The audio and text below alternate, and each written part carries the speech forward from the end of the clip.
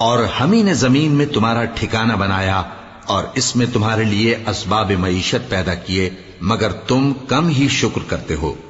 اور ہم ہی نے تم کو ابتدا میں مٹی سے پیدا کیا، پھر تمہاری شکل و صورت بنائی، پھر فرشتوں کو حکم دیا کہ آدم کے آگے سجدہ کرو، تو سب نے سجدہ کیا لیکن ابلیس کہ وہ سجدہ کرنے والوں میں شامل نہ ہوا۔ اللہ نے فرمایا، جب میں نے تجھ کو بھی حکم دیا تھا تو کس چیز نے تجھے سجدہ کرنے سے باز رکھا؟ اس نے کہا کہ میں اس سے افضل ہوں، مجھے تو نے آگ سے پیدا کیا ہے اور اسے مٹی سے بنایا ہے۔ فرمایا، تو بہشت سے اتر جا، تجھے شایع نہیں کہ یہاں تکبر کرے، پس نکل جا کہ تو ذلیل لوگوں میں سے ہے۔